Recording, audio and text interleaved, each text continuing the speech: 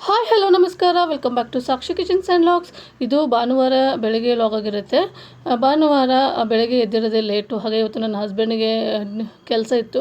ಹಾಗಾಗಿ ಮೊದಲಿಗೆ ಇಲ್ಲಿ ಅವರಿಗೆ ಬ್ರೇಕ್ಫಾಸ್ಟ್ ಮಾಡಿದ್ರೆ ಆಯಿತು ಅಂತ ಇಲ್ಲಿ ಬ್ರೇಕ್ಫಾಸ್ಟ್ಗೆ ರೆಡಿ ಮಾಡ್ಕೊತಿದ್ದೆ. ಅದಕ್ಕಿಂತ ಮುಂಚೆ ಮೊದಲು ಹಾಲು ಕಾಸಕ್ಕೆ ಇಟ್ಬಿಟ್ರೆ ಅದಾದ ನಂತರ ಇಲ್ಲಿ ಬ್ರೇಕ್ಫಾಸ್ಟಿಗೆ ರೆಡಿ ಮಾಡ್ಕೊಂಡ್ರಾಯ್ತು ಅಂತ ರೆಡಿ ಮಾಡ್ಕೊತಿದ್ದೀನಿ. ಇವತ್ತು ಬೆಳಗಿನ ಜಾವನೇ ಬ್ರೇಕ್ಫಾಸ್ಟಿಗೆ ಮೊಟ್ಟೆ ಬಿರಿಯಾನಿ ಮಾಡೋಣ ಅಂತ ಅಂದ್ಕೊಂಡೆ. ಯಾಕಂದರೆ ಅವರು ಬಾಕ್ಸು ಸಹ ತೊಗೊಂಡು ಹೋಗ್ತಾಯಿದ್ರು. ಹಾಗಾಗಿ ಮೊಟ್ಟೆ ಬಿರಿಯಾನಿ ಮಾಡಿಬಿಟ್ರೆ ಮಧ್ಯಾಹ್ನಕ್ಕೂ ಆಗುತ್ತೆ, ಹಾಗೆ ಬೆಳಗ್ಗೆಗೂ ಆಗುತ್ತಲ್ಲ ಅಂತೇಳಿ ಮೊಟ್ಟೆ ಬಿರಿಯಾನಿಗೆ ಎಲ್ಲ ರೆಡಿ ಮಾಡ್ಕೊತಾ ಇದ್ದೀನಿ. ಮೊದಲಿಗೆ ಇಲ್ಲಿ ಹಾಲು ಕಾಯ್ಸಕ್ಕೆ ಇಟ್ಬಿಟ್ಟು ಅದಾದ ನಂತರ ಇಲ್ಲಿ ಮೊಟ್ಟೆನ ಬೇಯಿಸೋಕ್ಕಿಟ್ಟಿದ್ದೀನಿ. ಹಾಗೆ ಸಂಡೇ ಆಗಿರೋದ್ರಿಂದ ನನ್ನ ಮಗಳು ಇವತ್ತು ಆಚೆ ಎಲ್ಲ ಕಸ ಗುಡಿಸಿದ್ಲು. ಇನ್ನು ನಾನು ಹೋಗಿ ರಂಗೋಲಿ ಒಂದು ಹಾಕಬೇಕಾಗಿತ್ತು. ಅವಳಿಗಿನ್ನೂ ರಂಗೋಲಿ ಹಾಕೋದೇನೂ ಬರೋಲ್ಲ. ಹಾಗಾಗಿ ಅವಳು ಹೊಸ್ಲಿಗೆ ಅರಿಶಿನ ಕುಂಕುಮ ಅದೆಲ್ಲ ಹಚ್ಬಿಟ್ಟು ಬಂದಳು. ನಾನಿವಾಗ ರಂಗೋಲಿನ ಹಾಕಬೇಕಾಗುತ್ತೆ. ಹಾಗೆ ಒಂದು 2 ದಿನದಿಂದ ಲಾಗ್ನ ಹಾಕೋದಕ್ಕೆ ಆಗಿರಲಿಲ್ಲ. ಯಾಕಂದರೆ ನನಗೂ ಟೈಮ್ ಸಿಕ್ಕಿರಲಿಲ್ಲ. ನನ್ನ ಮಗಂದು ಆ್ಯನ್ವಲ್ ಡೇ ಇತ್ತು ಸ್ಕೂಲಲ್ಲಿ. ಹಾಗಾಗಿ 1-2 ದಿನ ನಾನು ಲಾಗ್ನ ಹಾಕೋದಕ್ಕೆ ಆಗಿರಲಿಲ್ಲ. ಹಾಗೆ ಇವತ್ತು ಮತ್ತೆ ಲಾಗ್ನ ಹಾಕಿದ್ದೀನಿ. ಹಿಂದೆ ಯಾವ ಥರ ನೋಡ್ತಾಯಿದ್ದೀರಿ ಅದೇ ಥರನೇ ನನ್ನ ಲಾಗ್ನ ನೋಡಿ ನನಗೆ ಸಪೋರ್ಟ್ ಮಾಡಿ.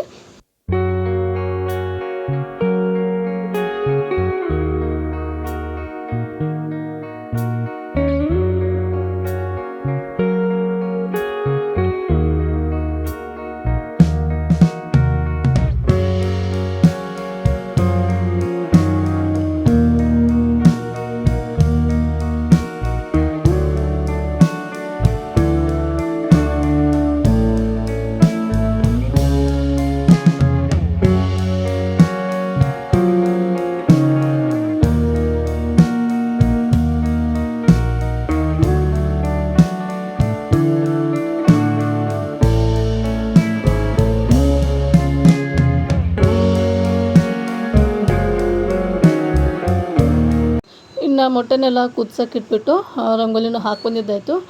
ಸಾಮಾನ್ಯವಾಗಿ ನಾನು ಸಂಡೇ ತುಂಬ ಚಿಕ್ಕದೇ ಹಾಕ್ತೀನಿ. ಇವತ್ತೇನೋ ಗೊತ್ತಿಲ್ಲ, ಸುಮ್ಮನೆ ಹಾಕೋಣ ಅಂತೇಳ್ಬಿಟ್ಟು ಹಾಕಿದೆ. ತುಂಬ ಚೆನ್ನಾಗಿ ಕಾಣ್ತಾಯಿತ್ತು ರಂಗೋಲಿನೂ. ಅದಾದ ನಂತರ ಮತ್ತೆ ಅಡುಗೆ ಮನೆಗೆ ಬಂದುಬಿಟ್ಟು ಇಲ್ಲಿ ಬಿರಿಯಾನಿಗೆ ಏನೇನು ಬೇಕು ನೋಡಿ ಅದನ್ನೆಲ್ಲ ರೆಡಿ ಮಾಡ್ಕೊತಿದ್ದೀನಿ. ಅಂದರೆ ಸಿಂಪಲ್ ಆಗಿರುತ್ತೆ ಬಿರಿಯಾನಿ, ಟೇಸ್ಟಿಯಾಗಿರುತ್ತೆ. ಇದಕ್ಕೆ ಮೇನು ಬೇಕಾಗಿರುವಂತಹ ಪದಾರ್ಥ ಅಂದರೆ ಈರುಳ್ಳಿ, ಟೊಮೆಟೊ, ಹಸಿಮೆಣಸಿನ್ಕಾಯಿ, ಹಾಗೆ ಕೊತ್ತಂಬರಿ ಸೊಪ್ಪು, ಮೊಟ್ಟೆ ಇಷ್ಟಿದ್ರೆ ಆರಾಮಾಗಿ ನಾವು ಈ ಎಗ್ ಬಿರಿಯಾನಿನ ಮಾಡ್ಕೋಬೋದು. ನಮ್ಮ ಮನೇಲಿ ಚಿಕನ್ನು ಮಟನ್ ಅಂತೂ ತಿನ್ನೋದೇ ಇಲ್ಲ ನಾವು. ಚಿಕನ್ನಲ್ಲಿ ಸಾಂಬಾರು ಹಾಗೆ ಫ್ರೈ ತಿಂತಾರೆ ಅಷ್ಟೇ. ಅದು ಬಿಟ್ಟರೆ ಜಾಸ್ತಿ ಮೊಟ್ಟೆ ಬಿರಿಯಾನಿನೇ ಮಾಡೋದು ನಾನು. ಅಷ್ಟಾಗಿ ಚಿಕನ್ ಬಿರಿಯಾನಿ ಇಷ್ಟಪಡಲ್ಲ. ಹಾಗಾಗಿ ಸಂಡೇ ಏನಾದರೂ ನಾನ್ ವೆಜ್ ಏನಾದರೂ ಮಾಡಲಿಲ್ಲ ಅಂದರೆ ಅಥವಾ ಏನಾದರೂ ತಿನ್ನಬೇಕು ಅಂತ ಅನ್ನಿಸ್ದಾಗ ಈ ಥರ ಎಗ್ ಬಿರಿಯಾನಿನ ಮಾಡಿಕೊಂಡು ತಿಂತಾಯಿರ್ತೀವಿ ನಾವು. ಮೊಟ್ಟೆ ಜಾಸ್ತಿ ಬಳಸ್ಕೊತೀವಿ. ಆದರೆ ನಾನ್ ವೆಜ್ ಅಂದರೆ ಚಿಕನ್ ಅಷ್ಟಾಗಿ ತೊಗೊಂಬಂದು ಏನು ಮಾಡೋದಕ್ಕೆ ಹೋಗಲ್ಲ ಮನೆಯಲ್ಲಿ. ಹಾಗೆ ಎಗ್ ಬಿರಿಯಾನಿ ಅಂದರೆ ನನ್ನ ಹಸ್ಬೆಂಡ್ಗೆ ತುಂಬಾ ಇಷ್ಟ ಆಗುತ್ತೆ. ಹಾಗಾಗಿ ಇನ್ನು ಬೆಳಗ್ಗೆ ಟಿಫನ್ ಮಾಡಿಕೊಂಡು ಇನ್ನು ಲಂಚಿಗೆ ಏನಾದರೂ ಮಾಡೋಷ್ಟೇ ಟೈಮ್ ಆಗುತ್ತೆ ಅಂತೇಳ್ಬಿಟ್ಟು ಒಂದೇ ಸರಿನೇ ಎಗ್ ಬಿರಿಯಾನಿ ಮಾಡಿದರೆ ನಮಗೂ ಆಗುತ್ತೆ, ಅವರು ಬಾಕ್ಸಿಗೂ ಸಹ ಆಗುತ್ತೆ ಅಂತಲ್ಲ ಇಲ್ಲಿ ಎಗ್ ಬಿರಿಯಾನಿನ ರೆಡಿ ಮಾಡ್ಕೊತಿದ್ದೆ. ಇನ್ನು ಎಗ್ ಬಿರಿಯಾನಿ ಎಲ್ಲ ಮಾಡಾದಮೇಲೆ ನನಗೆ ಮತ್ತೆ ವೀಡಿಯೋನ ಕಂಟಿನ್ಯೂ ಮಾಡೋದಕ್ಕೆ ಆಗಿರಲಿಲ್ಲ. ಯಾಕಂದರೆ ಎದ್ದಿರೋದೇ ಲೇಟ್ ಅಲ್ವಾ, ಇನ್ನು ಮಿಕ್ಕೊಂಡಿರೋಂತಹ ಕೆಲಸಗಳೆಲ್ಲ ಮಾಡ್ಕೋಬೇಕಾಗಿತ್ತು. ಬೆಳಗ್ಗೆಯಿಂದ ಟೀನೂ ಸಹ ಕುಡ್ದಿರಲಿಲ್ಲ ನಾನು. ಮೊದಲಿಗೆ ಅವ್ರು ಬಾಕ್ಸಿಗೆ ರೆಡಿ ಮಾಡಿಬಿಟ್ರೆ ಆಮೇಲೆ ನಾನು ಟೀ ಎಲ್ಲ ಮಾಡ್ಕೊಂಡು ನಿಧಾನಕ್ಕೆ ಕುಡ್ಕೊಂಡು ಬಿಡ್ಬೋದು. ಯಾಕಂದರೆ ಮನೇಲಿರೋ ಕಾರಣಕ್ಕೆ ಆರಾಮಾಗಿ ನಾವು ಮಾಡ್ಕೋಬೋದು. ಇನ್ನು ಹೊರಗಡೆ ಹೋಗೋರಿಗೆ ಅವ್ರದ್ದು ಫಸ್ಟ್ ರೆಡಿ ಮಾಡಿ ಕಳಿಸ್ಬಿಟ್ರೆ ನಾವು ಆರಾಮಾಗಿ ನಮ್ಮ ಕೆಲಸನ ಮುಗಿಸ್ಕೋಬೋದು ಅಂತ ಹೇಳ್ಬಿಟ್ಟು ಫಸ್ಟಿಗೆ ಇಲ್ಲಿ ಅವ್ರಿಗೆ ಬಾಕ್ಸಿಗೆ ಏನು ಬೇಕಲ್ಲ ರೆಡಿ ಮಾಡ್ಕೊತಿದ್ದೆ. ಇನ್ನು ಇಲ್ಲಿ ಬಿರಿಯಾನಿಗೂ ಸಹ ಎಲ್ಲ ಒಗ್ಗರಣೆ ಹಾಕ್ಬಿಟ್ಟು ನೀರು ಕುದಿಲಿ ಅಂತ ಬಿಟ್ಟಿದ್ದೆ. ಅಷ್ಟರಲ್ಲಿ ಅಡುಗೆ ಮನೆ ಸ್ವಲ್ಪ ಕ್ಲೀನಿಂಗ್ ಮಾಡ್ಕೋಬೇಕಾಯಿತು. ಅಂದರೆ ಸೀಲಿಂಗ್ ಎಲ್ಲ ಗಲೀಜಾಗಿರುತ್ತಲ್ವ, ಅದನ್ನ ಕ್ಲೀನಿಂಗ್ ಮಾಡ್ಕೊತಿದ್ದೀನಿ. ಅದೆಲ್ಲ ಆದ ನಂತರ ನನ್ನ ಹಸ್ಬೆಂಡಿಗೆ ನಿನ್ನೆ ನೈಟೇ ನಾನು ಈ ಚಿಯಾ ಸೀಡ್ಸ್ ಅದೆಲ್ಲ ನೆನೆಸಿಡ್ಬೇಕಾಗಿತ್ತು, ಮರ್ತೋಗ್ಬಿಟ್ಟಿದ್ದೆ. ಅವರೇನೂ ಹೋಗೋದೊಂದು ಸ್ವಲ್ಪ ಲೇಟ್ ಇತ್ತಲ್ವ, ಅಂದರೆ 11-12 ಗಂಟೆ ಹಂಗೆ ಹೋಗ್ತಾರೆ. ಅಷ್ಟರಲ್ಲಿ ಅದೇನು ನೆನೆಯೋದಕ್ಕೇನು ಜಾಸ್ತಿ ಹೊತ್ತಿನ ಬೇಡಲ್ವ. ಹಾಗಾಗಿ ಇಲ್ಲಿ ಕಲ್ಲು ಸಕ್ಕರೆ ಹಾಗೂ ಚಿಯಾ ಸೀಡ್ಸ್ನ ನೀರಿಗೆ ಹಾಕಿ ನೆನೆಸ್ತಾ ಇದ್ದೀನಿ. ಒಂದು 15-20 ನಿಮಿಷ ಆದರೆ ಸಾಕು, ನೆನ್ಕೊಂಡ್ಬಿಡುತ್ತೆ. ಹಾಗಾಗಿ ಇಲ್ಲಿ ಅದನ್ನೂ ಸಹ ರೆಡಿ ಮಾಡ್ತಾಯಿದ್ದೀನಿ. ಹಾಗೆ ಒಂದು ಸೈಡು ನನಗೂ ಸಹ ಇಲ್ಲಿ ಟೀನ ಇಟ್ಕೊಂಡಿದ್ದೆ. ನನಗೆ ಟೀ ಕುಡಿಲಿಲ್ಲ ಅಂದರೆ ಕೆಲಸನೇ ಆಗೋದಿಲ್ಲ. ಹಾಗಾಗಿ ಬೆಳಗ್ಗೆಯಿಂದನೂ ಟೀನ ಕುದಿಸ್ತಾನೇ ಇದ್ದೀನಿ. ಟೀ ಕುಡಿಯೋದಕ್ಕೆ ಟೈಮ್ ಸಿಕ್ಕಿರಲಿಲ್ಲ. ಇನ್ನು ಟೀ ಕುಡಿದ್ಬಿಟ್ರೆ ಎದ್ದು ಬಂದು ಅಡುಗೆ ಮಾಡೋದಕ್ಕೆ ಬೇಜಾರಾಗಿಬಿಡುತ್ತೆ. ಅದಕ್ಕೆ ಫಸ್ಟ್ ಅಡುಗೆ ಮನೆ ಕೆಲಸ ಮುಗಿಸ್ಕೊಂಡು ಆಮೇಲೆ ನಿಧಾನಕ್ಕೆ ಕೂತ್ಕೊಂಡು ಟೀ ಕುಡಿದ್ರೆ ಆಯಿತು ಅಂತ ಹೇಳಿ ಲಾಸ್ಟಲ್ಲಿ ನಾನು ಸಹ ಇಲ್ಲಿ ಟೀನ ಮಾಡಿಕೊಂಡು ಕುಡಿತಾಯಿದ್ದೀನಿ. ಸಾಮಾನ್ಯವಾಗಿ ಸಂಡೇ ಅಷ್ಟಾಗೇನು ಕೆಲಸನೇ ಇರೋದಿಲ್ಲ ನಮ್ಮ ಮನೇಲಿ. ಅಂದರೆ ನಾನು ಅವತ್ತಿನ ದಿನ ಅಡುಗೆ ಮನೆ ಕ್ಲೀನಿಂಗು, ಈ ಥರ ಹಾಲ್ ಕ್ಲೀನಿಂಗು ಅದನ್ನು ಇಟ್ಕೊಂಡಿರ್ತೀನಿ. ಈ ಸರಿ ಅದು ಸಹ ಮಾಡ್ಕೊಳ್ಳಿಲ್ಲ, ಯಾಕಂದರೆ ಮೊನ್ನೆ ಮನೆಯನ್ನು ಕ್ಲೀನ್ ಮಾಡ್ಕೊಂಡಿದ್ದೆ. ಹಾಗಾಗಿ ಇವತ್ತೇನು ಅಷ್ಟಾಗೇನು ಕೆಲಸ ಇರಲಿಲ್ಲ. ಹಾಗೆ ಬೆಳಗ್ಗೆನೇ ಬ್ರೇಕ್ಫಾಸ್ಟಿಗೂ ಆಗೋಷ್ಟು ಲಂಚಿಗೂ ಆಗೋಷ್ಟು ರೈಸ್ನ ಮಾಡಿಟ್ಟಿರೋದ್ರಿಂದ ಇನ್ನು ನನಗೆ ಮತ್ತೆ ವೀಡಿಯೋನ ಕಂಟಿನ್ಯೂ ಮಾಡೋದಕ್ಕೆ ಆಗಿರಲಿಲ್ಲ. ಹಾಗಾಗಿ ಇನ್ನು ಸಂಜೆ ನಾನು ಮತ್ತೆ ಈ ವಿಡಿಯೋನ ಕಂಟಿನ್ಯೂ ಮಾಡ್ಕೊತಿದ್ದೀನಿ. ಇವತ್ತು ಸಂಜೆ ನಾನು ಏನಾದರೂ ಸ್ನ್ಯಾಕ್ಸ್ ಮಾಡೋಣ ಅಂತ ಅಂದ್ಕೊಂಡೆ. ಫ್ರಿಜ್ಜಲ್ಲಿ ನೋಡಿದರೆ ಗೆಣಸಿತ್ತು. ಹಾಗಾಗಿ ಗೆಣಸಿಂದ ಈ ಥರ ಚಾಟ್ ಮಾಡಿದರೆ ಚೆನ್ನಾಗಿರುತ್ತಲ್ವ ಅಂತ ಹೇಳಿ ಗೆಣಸು ಚಾಟ್ನ ಮಾಡ್ತಾಯಿದ್ದೀನಿ. ಮೊದಲಿಗೆ ಇಲ್ಲಿ ನಾನು ಗೆಣಸನ್ನ ನೀಟಾಗಿ ಬೇಯಿಸ್ಕೊಂಡಿದ್ದೀನಿ. ಅಂದರೆ ಒಂದು 80% ಬೇಯಿಸ್ಕೋಬೇಕಾಗತ್ತೆ. ಅದನ್ನ ಬೇಯಿಸ್ಕೊಂಡು ನೀಟಾಗಿ ಮೇಲ್ಗಡೆ ಸಿಪ್ಪೆ ಎಲ್ಲ ತೆಗೆದುಬಿಟ್ಟು ಈ ಥರ ಕ್ಯೂಬ್ಸ್ ಆಗಿ ಕಟ್ ಮಾಡ್ಕೊಂಡಿದ್ದೀನಿ. ನಿಮಗೆ ಸಣ್ಣ ಬೇಕಾದರೆ ಸಣ್ಣ ಕ್ಯೂಬ್ಸ್ ಆಗೂ ಮಾಡ್ಕೋಬೋದು, ಇಲ್ಲ ದಪ್ಪ ಬೇಕಾದರೆ ದಪ್ಪ ಕ್ಯೂಬ್ಸ್ ಆಗೂ ಮಾಡ್ಕೋಬೋದು. ನಾನು ಇಲ್ಲಿ ಒಂದು ಮೀಡಿಯಮ್ ಸೈಜಲ್ಲಿ ಮಾಡ್ಕೊಂಡಿದ್ದೀನಿ. ಇದನ್ನು ಇವಾಗ ಫ್ರೈ ಮಾಡ್ಕೋಬೇಕಾಗತ್ತೆ. ಹಾಗಾಗಿ ನಾನಿಲ್ಲಿ ಸ್ಟವ್ ಆನ್ ಮಾಡಿ ಒಂದು ಪ್ಯಾನ್ ಇಟ್ಕೊಂಡಿದ್ದೀನಿ. ಪ್ಯಾನಿಗೆ ಚಿಕ್ಕ ಕ್ಯೂಬ್ ಆಗೋಷ್ಟು ಬೆಣ್ಣೆನ ಸೇರಿಸ್ಕೊತಾ ಇದ್ದೀನಿ. ನೀವು ಬೆಣ್ಣೆ ಬೇಡ ಅಂದರೆ ಇಲ್ಲಿ ಎಣ್ಣೆನೂ ಸಹ ಸೇರಿಸ್ಕೋಬೋದು. ಈ ಬೆಣ್ಣೆಯಲ್ಲಿ ಫ್ರೈ ಮಾಡಿದರೆ ಫ್ಲೇವರ್ ತುಂಬ ಚೆನ್ನಾಗಿರುತ್ತಲ್ಲ ಅನ್ನೋ ಕಾರಣಕ್ಕೆ ನಾನು ಬೆಣ್ಣೆನ ಹಾಕ್ಕೊಂಡಿದ್ದೀನಿ. ಬೆಣ್ಣೆ ಒಂದು ಸ್ವಲ್ಪ ಕರಗ್ತಾ ಇದೆ ಅಂತ ಟೈಮಲ್ಲಿ ನಾವೇನು ಗೆಣಸನ್ನ ಕ್ಯೂಬ್ಸ್ ಆಗಿ ಕಟ್ ಮಾಡಿ ಇಟ್ಕೊಂಡಿದ್ವಲ್ಲ ಅದನ್ನು ಸೇರಿಸ್ಕೋಬೇಕಾಗತ್ತೆ. ಅದನ್ನ ಸೇರಿಸ್ಕೊಂಡು ನೀಟಾಗಿ ಟಾಸ್ ಮಾಡ್ಕೊಂಡು ನಾವಿಲ್ಲಿ ಫ್ರೈ ಮಾಡ್ಕೋಬೇಕಾಗತ್ತೆ. ನಮಗೆ ಗೊತ್ತಾಗುತ್ತೆ ಗೆಣಸು ಯಾವ ಥರ ಫ್ರೈ ಆಗಿದೆ ಅಂತ ಹೇಳ್ಬಿಟ್ಟು. ಒಂದು ಸ್ವಲ್ಪ ಫ್ರೈ ಆಗ್ತಾ ಬಂದಾಗ ಈ ಥರ ಗೋಲ್ಡನ್ ಕಲರ್ ಆಗೋದಕ್ಕೆ ಶುರು ಆಗುತ್ತೆ. ಇದೇ ಥರ ಎಲ್ಲ ಗೆಣಸು ಸಹ ಇದೇ ಥರ ಗೋಲ್ಡನ್ ಫ್ರೈ ಆಗಬೇಕು. ಹಾಗಾಗಿ ನಾವಿಲ್ಲಿ ಒಂದು 80% ಮಾತ್ರ ಬೇಯಿಸ್ಕೋಬೇಕಾಗುತ್ತೆ. ಪೂರ್ತಿಯಾಗಿ ಬೇಯಿಸ್ಕೊಂಡ್ರೆ ಪೂರ್ತಿ ಗೆಣಸು ಅನ್ನೋದು ಸ್ಮ್ಯಾಶ್ ಆಗಿಬಿಡುತ್ತೆ. ಆವಾಗ ಚಾಟ್ ಅನ್ನೋದು ಅಷ್ಟಾಗಿ ಚೆನ್ನಾಗಿ ಬರೋಲ್ಲ. ಹಾಗಾಗಿ ಒಂದು 80% ಅಥವಾ 70% ಬೇಯಿಸ್ಕೊಂಡ್ರೆ ಸಾಕಾಗುತ್ತೆ. ಇನ್ನು ಇದಕ್ಕೆ ಇವಾಗ ನಾನು ಒಂದು ಅರ್ಧ ಸ್ಪೂನ್ ಆಗೋಷ್ಟು ಅಚ್ಚ ಖಾರದ ಪುಡಿ, ಹಾಗೆ ರುಚಿಗೆ ತಕ್ಕಷ್ಟು ಉಪ್ಪು, ಒಂದು ಅರ್ಧ ಸ್ಪೂನ್ ಆಗೋಷ್ಟು ಚಾಟ್ ಮಸಾಲನ ಸೇರಿಸ್ಕೊತಾ ಇದ್ದೀನಿ. ಇದನ್ನೆಲ್ಲ ಹಾಕ್ಕೊಂಡು ಇನ್ನೊಂದು ಸರಿ ಇಲ್ಲಿ ಟಾಸ್ ಮಾಡಿಕೊಂಡು ಫ್ರೈ ಮಾಡ್ಕೊತಾ ಇದ್ದೀನಿ. ಅಂದರೆ ಇವಾಗಲೇ ನಾವು ಇಲ್ಲಿ ಉಪ್ಪು ಖಾರ ಅದೆಲ್ಲ ಹಾಕ್ಬಿಟ್ರೆ ಗೆಣಸಿಗೆ ನೀಟಾಗಿ ಹಿಡ್ಕೊಂಡ್ಬಿಡುತ್ತೆ.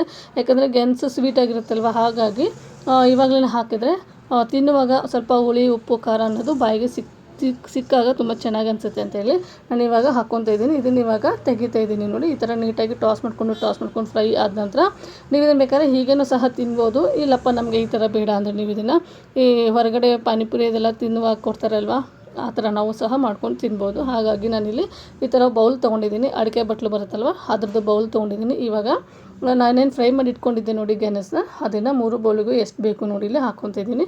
ಯಾಕಂದರೆ ನಾನು ನನ್ನ ಮಕ್ಕಳು 3 ಜನ ಮಾತ್ರ ಇದ್ದಿದ್ದು ಇವತ್ತು, ಹಾಗಾಗಿ 3 ಬೌಲ್ನ ಮಾಡ್ಕೊತಾ ಇದ್ದೀನಿ. ಇವಾಗ 3 ಬೌಲ್ಗೂ ನಾನು ಗೆಣಸನ್ನ ಹಾಕಿಬಿಟ್ಟು ಇದಕ್ಕೆ ಮೊದಲಿಗೆ ಇವಾಗ ಸಕ್ಕರೆ ಹಾಕ್ಕೊಂಡು ಮೊಸರನ್ನ ಬೀಟ್ ಮಾಡಿ ಇಟ್ಕೊಂಡಿದ್ದೀನಿ.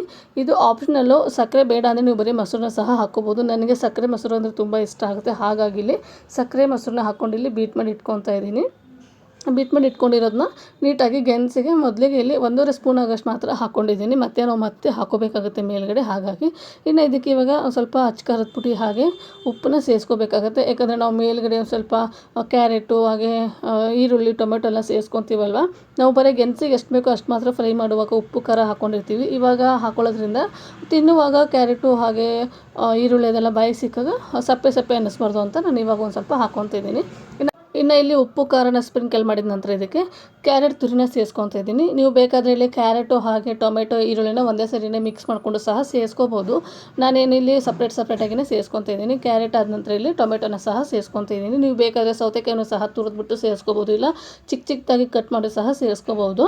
ನಾನೇನೇನು ಸೌತೆಕಾಯಿನೂ ಸೇರಿಸ್ಕೊಳ್ಳೋಕೆ ಹೋಗಿಲ್ಲ. ಇನ್ನು ಇಲ್ಲಿ ಟೊಮೆಟೊ ಆದ ನಂತರ ಚಿಕ್ಕದಾಗಿ ಕಟ್ ಮಾಡ್ಕೊಂಡಿರೋವಂತಹ ಈರುಳ್ಳಿನ ಸೇರಿಸ್ಕೊತಾ ಇದ್ದೀನಿ. ನಾವು ಈ ಥರ ಚಾಟಿಗೆ ಈರುಳ್ಳಿ ಎಷ್ಟು ಹಾಕ್ತೀವೋ ಅಷ್ಟು ಟೇಸ್ಟು ತುಂಬ ಚೆನ್ನಾಗಿ ಬರುತ್ತೆ. ಹಾಗಾಗಿ ನಾವು ಯಾವುದೇ ಚಾಟ್ ಮಾಡಿದ್ರೂ ಈ ಕ್ಯಾರೆಟು ಅನ್ನೋದು ಹಾಗೆ ಈರುಳ್ಳಿ ಅನ್ನೋದನ್ನ ಜಾಸ್ತಿ ಹಾಕೋಬೇಕಾಗತ್ತೆ. ಹಾಗಾಗಿ ಇನ್ನು ಈರುಳ್ಳಿ ಆದ ನಂತರ ಒಂದು ಸ್ವಲ್ಪ ಕೊತ್ತಂಬರಿ ಸೊಪ್ಪನ್ನು ಸಹ ಸೇರಿಸ್ಕೊತಾ ಇದ್ದೀನಿ. ಇದಾದ ನಂತರ ಇದಕ್ಕೆ ಇವಾಗ ಮೇಲ್ಗಡೆ ಒಂದು ಸ್ವಲ್ಪ ಚಾಟ್ ಮಸಾಲನ ಸ್ಪ್ರಿಂಕಲ್ ಮಾಡ್ಕೋಬೇಕಾಗುತ್ತೆ. ಚಾಟ್ ಮಸಾಲನ ಇವಾಗ ಸ್ಪ್ರಿಂಕಲ್ ಮಾಡ್ಕೊತಾ ಇದ್ದೀನಿ ನಾನು.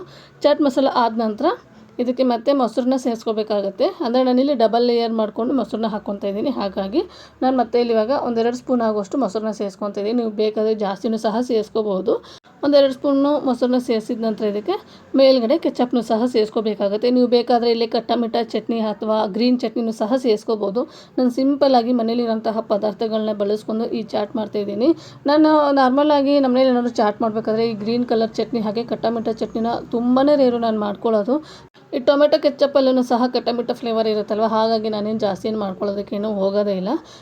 ಇನ್ನು ಇಲ್ಲಿ ನಾನು ಟೊಮೆಟೊ ಕೆಚಪ್ನ ಸಹ ಹಾಕ್ಕೊತಾ ಇದ್ದೀನಿ. ಟೊಮೆಟೊ ಕೆಚಪ್ ಹಾಕಿದ ನಂತರ ಇನ್ನು ಚಾಟ್ ಆದಮೇಲೆ ಸೇವ್ ಇರಲೇಬೇಕಲ್ವ, ಹಾಗಾಗಿ ಇಲ್ಲಿ ಸೇವನ್ನು ಸಹ ಸೇರಿಸ್ಕೊತಾ ಇದ್ದೀನಿ. ಸೇವು ನಿಮಗೆ ಎಷ್ಟು ಬೇಕೋ ಅಷ್ಟು ಸಹ ಸೇರಿಸ್ಕೋಬೋದು. ನಾನು ಸ್ವಲ್ಪ ಜಾಸ್ತಿನೇ ಹಾಕ್ಕೊಂಡಿದ್ದೀನಿ ಸೇವನ್ನ. ಅಂದರೆ ತಿನ್ನುವಾಗ ಒಂದು ಸ್ವಲ್ಪ ಕ್ರಿಸ್ಪಿಯಾಗಿರುತ್ತಲ್ವ, ತುಂಬ ಚೆನ್ನಾಗಿ ಅನ್ನಿಸ್ತಾ ಇರುತ್ತೆ. ಹಾಗಾಗಿ ನಾನಿಲ್ಲಿ ಒಂದು ಸ್ವಲ್ಪ ಜಾಸ್ತಿನೇ ಸೇರಿಸ್ಕೊತಾ ಇದ್ದೀನಿ ಸೇವನ್ನ. ಸೇವ್ ಆದ ನಂತರ ಮೇಲ್ಗಡೆ ಇನ್ನೊಂದು ಸ್ವಲ್ಪ ಕೊತ್ತಂಬರಿ ಹಾಗೆ ಕ್ಯಾರೆಟ್ ಒಂದು ಸ್ವಲ್ಪ ಜಾಸ್ತಿನೇ ಮಿಕ್ಕೊಂಡಿತ್ತು ಅಂತ ಹೇಳ್ಬಿಟ್ಟು ಅದನ್ನು ಸಹ ಎಕ್ಸ್ಟ್ರಾ ಸೇರಿಸ್ಕೊತಿದ್ದೀನಿ. ಇಷ್ಟ ಆದರೆ ಗೆಣಸಿನ ಚಾಟು ರೆಡಿ ಆಯಿತು ಅಂತ. ಸಖತ್ ಟೇಸ್ಟಿಯಾಗಿರುತ್ತೆ. ನಾವು ಯಾವಾಗಲೂ ಒಂದೇ ಥರ ಪಾನಿಪುರಿ ತಿಂದಿರ್ತೀವಿ, ಹಾಗೆ ಬೇಲ್ಪುರಿ ಅದು ಇದು ತಿಂದಿರ್ತೀವಲ್ವ, ಮನೆಯಲ್ಲಿ ಗೆಣಸಿದ್ದಾಗ ಈ ಥರ ಚಾಟ್ನ ಮಾಡ್ತೀನಿ ನೀವು, ಸೂಪರ್ ಟೇಸ್ಟಿಯಾಗಿರುತ್ತೆ. ಹಾಗೆ ಹೆಲ್ತಿಗೂ ಸಹ ತುಂಬಾ ಒಳ್ಳೆಯದು. ನಾವಿಲ್ಲೇನು ಆಯಿಲೇನು ಜಾಸ್ತಿ ಬೆಳೆಸಿಲ್ಲ, ಏನೂ ಇಲ್ಲ. ಹಾಗೆ ತರಕಾರಿ ಎಲ್ಲ ಬೆಳೆಸಿರೋದ್ರಿಂದ ತುಂಬಾ ಚೆನ್ನಾಗಿರುತ್ತೆ. ಹಾಗೆ ಎಲ್ರಿಗೂ ಸಹ ಇಷ್ಟ ಆಗುತ್ತೆ ಈ ಚಾಟ್ ಮಾತ್ರ. ನಾನು ಮಾತ್ರ ಇದು ಮಾಡಿದ ತಕ್ಷಣವೇ ಫಸ್ಟ್ ನಾನೇ ತಿನ್ಕೊಂಬಿಟ್ಟು ಯಾವ ಥರ ಇದೆ ನೋಡೋಣ ಟೇಸ್ಟು ಅಂತ ಹೇಳ್ಬಿಟ್ಟು ಸೂಪರ್ ಟೇಸ್ಟಿ ಆಗಿತ್ತು. ಆದರೆ ಗೆಣಸು ಸ್ವೀಟಾಗಿರೋದಕ್ಕೆ ಇದು ಏನು ಅಷ್ಟಾಗೇನೋ ಸ್ಪೈಸಿಯಾಗೇನಿರಲ್ಲ, ಸ್ವೀಟಾಗಿ ತುಂಬ ಚೆನ್ನಾಗಿರುತ್ತೆ. ಸ್ವೀಟ್ ಇಷ್ಟಪಡೋರಿಗೆ ತುಂಬಾ ಇಷ್ಟ ಆಗುತ್ತೆ ಈ ಚಾಟ್ ಮಾತ್ರ. ನೋಡಿ ಸಖತ್ ಟೇಸ್ಟಿಯಾಗಿರುವಂತಹ ಗೆಣಸಿನ ಚಾಟು ಸಹ ರೆಡಿ ಆಯಿತು. ನಮ್ಮ ಮನೇಲಿ ಮಕ್ಕಳಿಗೂ ಸಹ ತುಂಬಾ ಇಷ್ಟ ಆಯಿತು. ನನ್ನ ಮಗಳು ಮೊನ್ನೆಯಿಂದ ಕೇಳ್ತಾ ಇದ್ಲು, ಅವಳು ಗೆಣಸು ನೋಡಿದ ತಕ್ಷಣ ಅಮ್ಮ ಚಾಟ್ ಮಾಡಿಕೊಡು ಅಂತ ಕೇಳ್ತಾ ಇದ್ಲು. ಇವತ್ತು ಮಾಡಿದ್ರಾಯಿತು ಅಂತ ಇವತ್ತು ಮಾಡಿಕೊಟ್ಟೆ. ಇನ್ನು ನೈಟು ಅಡುಗೆಗೆ ಇವತ್ತು ಉಪ್ಸಾರು ಹಾಗೆ ಮುದ್ದೆ ಮಾಡೋಣ ಅಂತ ಅಂದ್ಕೊಂಡಿದ್ದೆ. ಉಪ್ಸಾರಿಗೆ ಇಲ್ಲಿ ತೊಗರಿಕಾಳಿತ್ತು ಮನೇಲಿ, ಬಿಡಿಸೇ ಇಟ್ಟಿರಲಿಲ್ಲ. ಅದನ್ನು ಇವಾಗ ಬಿಡಿಸ್ಕೊಂಡು ಇಲ್ಲಿ ಉಪ್ಸಾರನ್ನ ರೆಡಿ ಮಾಡ್ಕೊತಾ ಇದ್ದೀನಿ.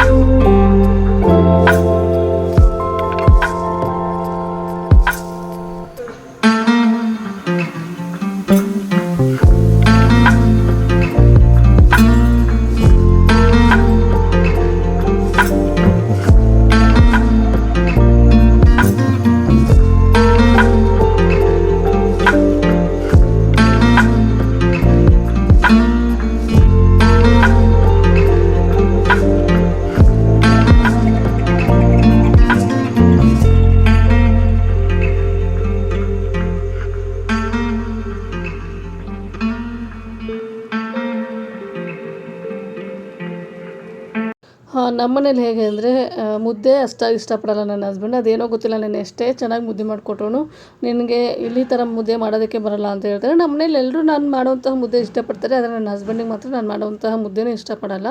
ಹಾಗಾಗಿ ನಾನು ಅವರೊಬ್ಬರಿಗಾಗಿ ಇನ್ನೇನಂತ ಹೇಳ್ಬಿಟ್ಟು ಮುದ್ದೆನೇ ಮಾಡ್ಕೊಂಡಿದ್ದೆ. ಅವರು ಸಹ ತಿಂದರು, ಹೇಳ್ತಾರೆ ಅಷ್ಟೇ ಚೆನ್ನಾಗಿಲ್ಲ ಅಂತ ಹೇಳ್ಬಿಟ್ಟು, ಆದರೂ ಅವ್ರು ತಿಂತಾರೆ, ಇನ್ನೇನು ಮಾಡೋಕ್ಕಾಗಲ್ಲ ಅಂತ ಹೇಳ್ಬಿಟ್ಟು.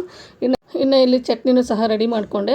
ನಾನೇನಂದರೆ ಚಟ್ನಿ ಸಪ್ರೇಟು ಹಾಗೆ ಕಾಳು ಬಸ್ತಿರುವಂತಹ ನೀರು ಸಪ್ರೇಟೇನು ಇಟ್ಕೊಳ್ಳೋಕೆ ಹೋಗಲ್ಲ. ಆ ಚಟ್ನಿ ಮಾಡಿರುವಂತಹ ಚಟ್ನಿನ ನೀರಿಗೆ ಸೇರಿಸ್ಕೊಂಡ್ಬಿಟ್ಟು ಸ್ವಲ್ಪ ಒಗ್ಗರಣೆನೂ ಸಹ ಕೊಟ್ಕೊಂಡ್ಬಿಡ್ತೀನಿ. ಅದೇನೋ ಗೊತ್ತಿಲ್ಲ, ನನಗೆ ಸಾಂಬಾರು ಒಂಥರ ನೀರು ತಿಂದಂಗೆ ಅನ್ನಿಸ್ತಾ ಇರುತ್ತೆ. ಹಾಗಾಗಿ ಇಲ್ಲಿ ಒಂದು ಸ್ವಲ್ಪ ಒಗ್ಗರಣೆನೂ ಸಹ ಕೊಟ್ಕೊತಿದ್ದೀನಿ ಉಪ್ಸಾರಿಗೆ. ಇನ್ನು ಇಲ್ಲಿ ಉಪ್ಸಾರೆಲ್ಲ ಮಾಡಾದ ನಂತರ ಮತ್ತೆ ಪಲ್ಯನೂ ಸಹ ಮಾಡಿಕೊಂಡೆ. ನಮ್ಮನೇಲಿ ಈ ಪಲ್ಯಗೋಸ್ಕರ ನಾನು ಉಪ್ಸಾರು ಹಾಗೆ ಬಸ್ಸಾರು ಮಾಡೋದು ಅಷ್ಟು ಇಷ್ಟಪಡ್ತಾರೆ ನಮ್ಮಲ್ಲಿ ಈ ಕಾಳು ಪಲ್ಯ ಮಾತ್ರ. ಹಾಗಾಗಿ ಇನ್ನು ಇದೆಲ್ಲ ಆದ ನಂತರ ಮುದ್ದೆನೂ ಮಾಡ್ತಾಯಿದ್ದೆ. ಮುದ್ದೆ ಮಾಡಬೇಕು ಅಂತಲೇ ಇವತ್ತು ಈ ಉಪ್ಸಾರನ್ನ ಮಾಡ್ಕೊಂಡಿದ್ದೆ. ಹಾಗೆ ತುಂಬ ದಿನವೇ ಆಗಿತ್ತು, ತಿನ್ನಬೇಕು ಅಂತ ಅನ್ನಿಸ್ತಾನೆ ಇತ್ತು, ತಿನ್ನೋದಕ್ಕೆ ಆಗಿರಲಿಲ್ಲ.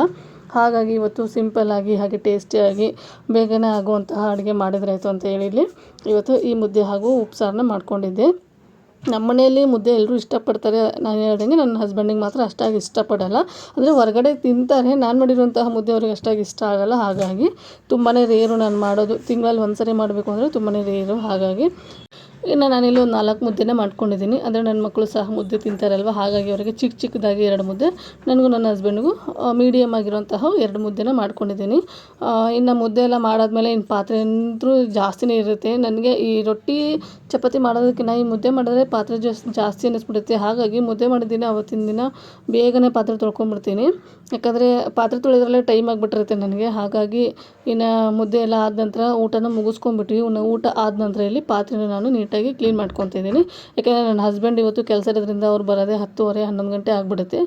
ಹಾಗಾಗಿ ಅವರು ನನಗೋಸ್ಕರ ನೀನೇನು ಊಟಕ್ಕೇನು ಕಾಯೋದು ಬೇಡ, ನೀನು ಊಟ ಮಾಡ್ಕೊಂಬಿಡು ಅಂತ ಹೇಳಿರ್ತಾರೆ. ಹಾಗಾಗಿ ನಾನು ಊಟನ ಮಾಡ್ಕೊತೀನಿ. ಹಾಗೆ ಅವರು ನಾರ್ಮಲ್ ಡೇಸಲ್ಲೂ ಸಹ ನೈಟ್ ಹೊತ್ತೇನು ಮನೆಗೆ ಬರೋಲ್ಲ ಊಟಕ್ಕೆ. ಯಾಕೆಂದರೆ ಅವ್ರು ನೈಟ್ ಡ್ಯೂಟಿ ಮಾಡೋದ್ರಿಂದ ನನಗದು ಅಭ್ಯಾಸ ಆಗಿಬಿಟ್ಟಿದೆ. ಹಾಗಾಗಿ ನನ್ನ ಟೈಮಿಗೆ ನಾನು ಕರೆಕ್ಟಾಗಿ ಊಟನ ಮುಗಿಸ್ಕೊಂಡ್ಬಿಡ್ತೀನಿ. ಇಲ್ಲಿ ಊಟ ಎಲ್ಲ ಆದಮೇಲೆ ಗ್ಯಾಸು ಸಹ ನೀಟಾಗಿ ಒರೆಸ್ಕೊಂಡು ಹಾಗೆ ಸೀಲಿಂಗೆಲ್ಲ ನೀಟಾಗಿ ಒರೆಸ್ಕೊತಾ ಇದ್ದೀನಿ. ಇನ್ನು ಅದಾದ ನಂತರ ಈ ಗ್ಯಾಸ್ ಒರೆಸೋ ಬಟ್ಟೆ ಎಲ್ಲ ಏನಿರುತ್ತಲ್ವ, ನಾನು ಅವತ್ತಿನ ದಿನ ಅಲ್ಲೇ ವಾಶ್ ಮಾಡ್ಕೊಂಡು ಇಟ್ಕೊಂಡ್ಬಿಡ್ತೀನಿ. ದಿನಕ್ಕೊಂದು 2 ಟೈಮು ವಾಶ್ ಮಾಡ್ತೀನಿ. ಅಂದರೆ ಬೆಳಿಗ್ಗೆ ಬೆಳಿಗ್ಗೆ ಎಲ್ಲ ಕೆಲಸ ಆಗಿರುತ್ತಲ್ವ, ಆ ಟೈಮಲ್ಲಿ ಒಂದ್ಸರಿ ವಾಶ್ ಮಾಡ್ಕೊಂಡಿರ್ತೀನಿ.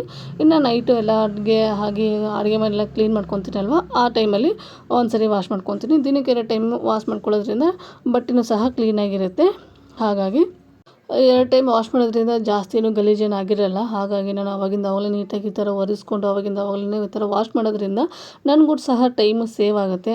ಹಾಗಾಗಿ ನಾನು ಡೈಲಿ ನನ್ನ ರೊಟೀನ್ ಏನಿರುತ್ತಲ್ವ ಅದನ್ನು ಮಾತ್ರ ಮಿಸ್ ಮಾಡ್ದೇನೆ ಮಾಡಿಬಿಟ್ಟು ನಾನು ನಿದ್ದೆ ಮಾಡೋದು. ಇಲ್ಲ ಅಂದರೆ ಬೆಳಿಗ್ಗೆ ಎದ್ದ ತಕ್ಷಣವೇ ಅದು ಮಾಡೋದಕ್ಕೂ ಸಹ ಬೇಜಾರಾಗುತ್ತೆ. ಹಾಗೆ ನೈಟು ನಿದ್ದೆಯೂ ಸಹ ಬರೋದಿಲ್ಲ. ಅಯ್ಯೋ ಇವತ್ತು ಈ ಕೆಲಸ ಇಟ್ಬಿಟ್ಟು ಮಲ್ಕೊಂಡಲ್ಲ, ಇನ್ನು ನಾಳೆ ಬೆಳಿಗ್ಗೆ ಬೇಗ ಎದ್ದೇಳಬೇಕಲ್ಲ ಅನ್ನೋದ್ರಲ್ಲೇ ಟೈಮ್ ಆಗೋಗುತ್ತೆ.